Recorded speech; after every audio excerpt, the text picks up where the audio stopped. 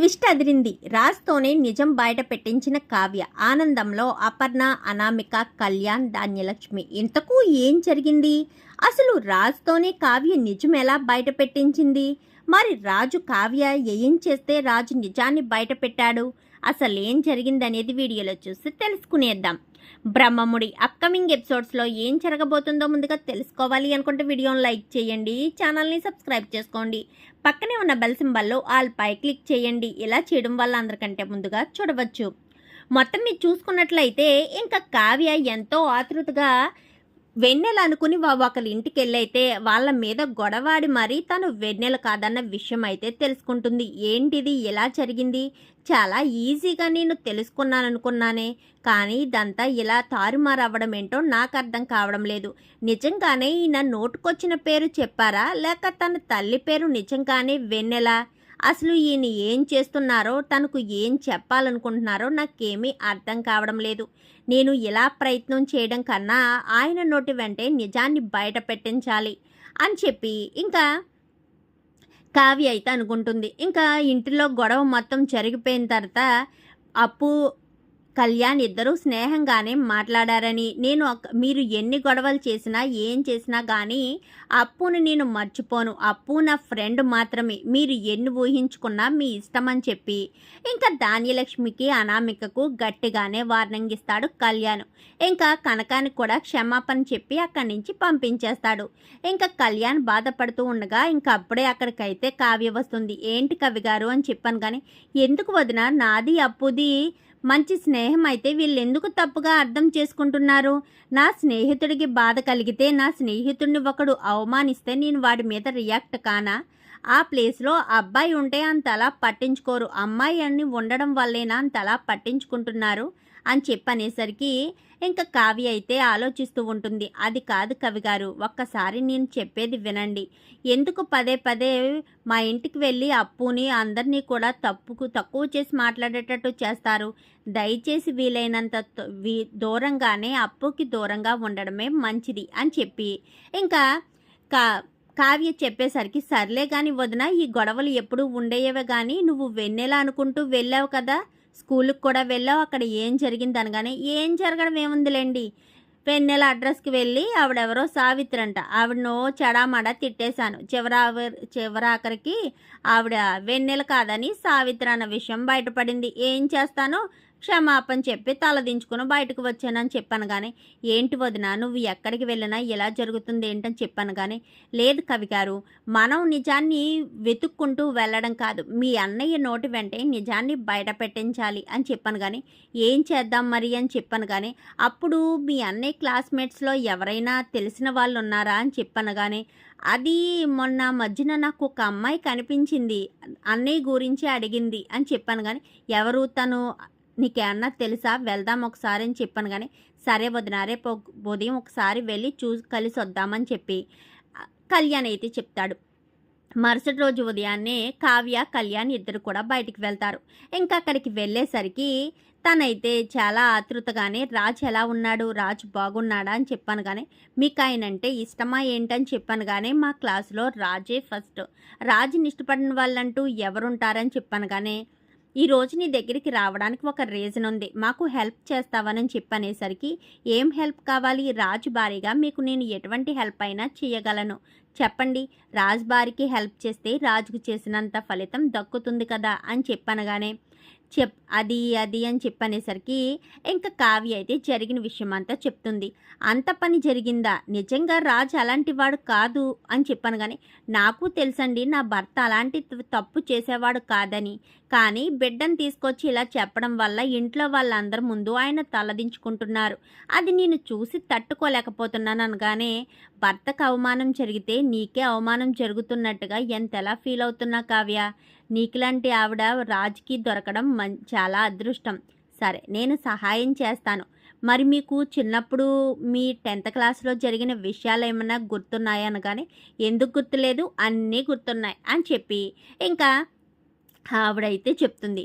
సరే అయితే మీరు రేపు ఉదయాన్నే వచ్చేసి మనం వేసుకున్న ప్లాన్ ప్రకారం ఆ బిడ్డకు తల్లి మీరా అన్నట్టుగా చెప్పన్నాను కానీ, సరే నేను చూస్తాను కదా, రాజు నోటి వెంటే నిజాన్ని అయితే బయట పెట్టేస్తాను అని చెప్పి ఇంకా ఆ షీల అయితే చెప్తుంది. సరే అని మరుసటి రోజు అందరూ కూడా హాల్లో కూర్చుని ఉంటారు.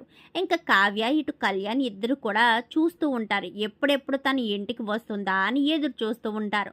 ఇంకా ఎదురు చూడడంలోనే ఇంకా షీల అయితే రానే వస్తుంది. షీల అన్నది ఎవరన్న విషయం రాజుకు తెలియదు. ఎందుకంటే ఎప్పుడో తన క్లాసులో చిన్నప్పుడు చూశాడు కాబట్టి తనను గుర్తుపట్టకపోవడంతో ఇంకా అలా వచ్చిన తర్వాత ఎవరమ్మా నువ్వని చెప్పనగానే ఎవరన్నా ఆ బిడ్డ తల్లి నేనే, నా బిడ్డను రాజే తీసుకొచ్చాడు అని చెప్పి మాట్లాడేసరికి ఒక్కసారిగా రాజు షాక్ అయిపోతాడు. ఏంటి నువ్వు ఈ బిడ్డకు తల్లివేంటి, ఈ బిడ్డకు తల్లి నేను నువ్వు కాదు అంటూ ఈ బిడ్డకు తల్లివి నువ్వు కాదు అంటూ ఇంకా రాసి చెప్పేసరికి నేను కాకపోవడం ఏంటి, బిడ్డ తల్లి వెన్నెల నేనే, నా బిడ్డే, కావాలంటే తనకు కుడితొడ మీద పుట్టుమచ్చ ఉంటుందని చెప్పి ఇంకా బిడ్డ మీద ఉన్న మోల్స్ అన్నీ కూడా చెప్తూ ఉంటుంది. చెప్పేసరికి అందరూ కూడా అది చెక్ చేస్తూ ఉంటారు. ధాన్యలక్ష్మి ఏంటి రాజ్, కన్న తల్లి వస్తే బిడ్డను ఇవ్వనని చెప్తున్నావేంటి, తన బిడ్డను తనకి ఇచ్చేయచ్చు కదా, ఆ బిడ్డ వల్లే కదా ఇంట్లో నీ ఉనికి మొత్తం కోల్పోతున్నావు, ఇంకా నీకేమీ అర్థం కావడం లేదా అంటూ ఇంకా ధాన్యలక్ష్మి అనగానే మీకు చెప్తే అర్థం కావట్లేదు పిన్ని, తన బిడ్డ తల్లి కాదు, ఎందుకంటే నాకు బాగా తెలుసు అనగానే అదేంటి రాజు నీకు తెలుసు అంటున్నావు, మరి బిడ్డ తల్లి బిడ్డను చూసి గుర్తుపట్టిన తర్వాత కూడా ఇవ్వకపోవడం ఏంటి అని చెప్పాను. కానీ లేదు పిన్ని, మీరు అందరూ తప్పుగా అర్థం చేసుకుంటున్నారు, అసలు బిడ్డ తల్లి ఉంటే కదా చెప్పడానికి అని చెప్పనేసరికి ఒక్కసారిగా అందరూ షాక్ అయిపోతారు. ఏంటి రాజ్, బిడ్డ తల్లి ఉంటే కదా అంటున్నావేంటి, అంటే ఈ బిడ్డ తల్లి తన కాదా ఏంటి అని చెప్పనగానే కాదు, బిడ్డ తల్లి తండ్రి ఇద్దరు కూడా యాక్సిడెంట్లో చనిపోయారు అని చెప్పి రాజు అయితే చెప్తాడు. ఏంటి రాజ్, ఏంటి నువ్వనేది, యాక్సిడెంట్లో చనిపోవడం ఏంటి, మరి ఆ బిడ్డ నువ్వు తీసుకొచ్చి నీ బిడ్డ అని పెంచడం ఏంటి అని చెప్పాను. కానీ మీకు నేను ఒక విషయం మీ దగ్గర దాచడం అంటే మీకు చెప్పాలని అనుకోలేదంతే. నేను నా పెళ్ళి జరగడానికి ముందు ఒక చోటకి కార్ డ్రైవింగ్ చేస్తూ వెళ్ళేసరికి నాకు అక్కడ మధ్యదారిలో ఆస్తమా అయితే వచ్చి నేను చాలా ఇబ్బంది పడ్డాను, ప్రాణాలు పోయే పరిస్థితి కూడా వచ్చాను. అప్పుడే అటుగా వెళ్తున్న భార్యాభర్తలిద్దరూ నన్ను చూసి నన్ను కాపాడారు. ఆ రోజే కనుక వాళ్ళు నన్ను కాపాడకపోయి ఉంటే నేను మీరు ఈరోజు ఇలా కళ్ళ ముందు కనిపించేవాడిని కాదు. ఆ రోజు నుంచి కూడా అతను నాకు మంచి స్నేహితుడిగా మారాడు. ప్రతి విషయం కూడా షేర్ చేసుకునేవాళ్ళం. అలాగే మా పెళ్లి రోజుకి 2 రోజుల ముందైతే నాకు ఒక ఫోన్ కాల్ వచ్చింది తన దగ్గర నుంచే. ఏంటి ఈ టైంలో ఫోన్ చేస్తున్నాడని నేను ఫోన్ లిఫ్ట్ చేసి మాట్లాడే లోపే అటునుంచి అయితే నర్స్ మాట్లాడింది. వాళ్ళకి యాక్సిడెంట్ అయిందండి, వాళ్ళు మీకే ఫోన్ చేయమని నెంబర్ చెప్పి స్పృహ కోల్పోయారని చెప్పాను. కానీ ఇంకా గబగబా పరుగున అక్కడికి వెళ్ళాను. వాళ్ళిద్దరికీ జరిగిన ఆ యాక్సిడెంట్ చాలా ఘోరంగా జరిగింది, అందుకనే వాళ్ళిద్దరూ చాలా క్రిటికల్ పొజిషన్లో ఉన్నారు. అప్పుడే వాళ్ళు నా దగ్గర మాట తీసుకున్నారు. మాకు ఎవరూ లేరన్న విషయం నీకు తెలుసు కదా రాజ్, కానీ ఇప్పుడు మా బిడ్డను చూసుకునే వాళ్ళు ఎవరూ లేరు. మేము బ్రతుకుంటామన్న ఆలోచన కూడా మాకు లేదు, మేము బ్రతికే అవకాశం కూడా లేదు. అందుకనే మా బిడ్డ బాధ్యతలు నువ్వు తీసుకో. ఆ రోజు నిన్ను ప్రాణాపాయ పరిస్థితుల్లో కాపాడేమన్న కృతజ్ఞతతో అడగడం లేదు. ఇప్పుడు నా బిడ్డను నువ్వు తప్ప ఎవరూ కాపాడలేరు, నువ్వు తప్ప ఎవరూ నా బిడ్డను చూసుకునే వాళ్ళు కూడా లేరు, ప్లీజ్ రాజ్ అంటూ ఇంకా భార్యాభర్తలిద్దరూ కూడా బిడ్డను నా చేతిలో పెట్టి నా దగ్గర మాట తీసుకున్నారు. ఆ మాట ప్రకారమే నేను బిడ్డను ఇంటికి తీసుకొచ్చాను. కానీ ఆ బిడ్డ అనాథ బిడ్డ, ఇలా జరిగిన సంఘటన నుంచి తీసుకొచ్చాను అంటే మీరు నమ్ముతారా?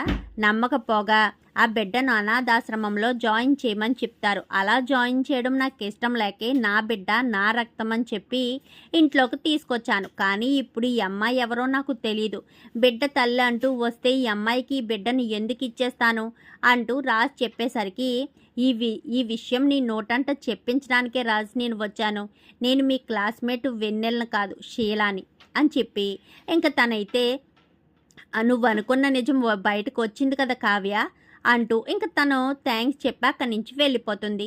ఇంకా రాజ్ అయితే కావ్య వంక చూస్తాడు. ఏంటి మొత్తానికైతే నా నోటి వెంటే నిజాన్ని బయట పెట్టించావన్నమాట అని చెప్పాను. కానీ అవును, మరి ఏం చేయమంటారు, మీరు నిజాన్ని బయట పెట్టకపోతే నలుగురిలో మీరు నవ్వుల పాలవ్వడం నాకు నచ్చలేదు, నా భర్త అందరి ముందు అవమానపడడం నచ్చలేదు, అందుకోసమని నేను తెలుసుకోవాలనుకున్నాను. కానీ నా వల్ల కాలేదు, అది నా వల్ల కాదని కూడా నాకు అర్థమైంది, అందుకని మీ నోటి వెంటే నిజాన్ని బయట పెట్టించాను అంటూ కావ్య అయితే చెప్తుంది. ఇంకా అందరూ కూడా చాలా సంతోషిస్తారు. మొత్తానికి అనుకున్నది నెరవేర్చావొదిన, అన్నయ్య నోటి వెంటే నిజాన్నైతే బయట పెట్టించావు అని కళ్యాణ్ కూడా చాలా సంతోషపడతాడు. చూద్దాం రాబోయే ఎపిసోడ్స్లో రాజ్ నోటి వెంట నిజం బయటపడుతుందో, లేక కావ్య ఆ బిడ్డ తల్లి ఎవరన్న విషయం తెలుసుకుంటుందో రాబోయే ఎపిసోడ్స్లో చూసి తెలుసుకుందాం. మా వీడియో కనుక మీకు నచ్చినట్లయితే వెంటనే లైక్ చేయండి, మా ఛానల్ని సబ్స్క్రైబ్ చేసుకోండి, పక్కనే ఉన్న బెల్ సింబల్లో ఆల్ పై క్లిక్ చేయండి. ఇలా చేయడం వల్ల అందరికంటే ముందుగా చూడవచ్చు.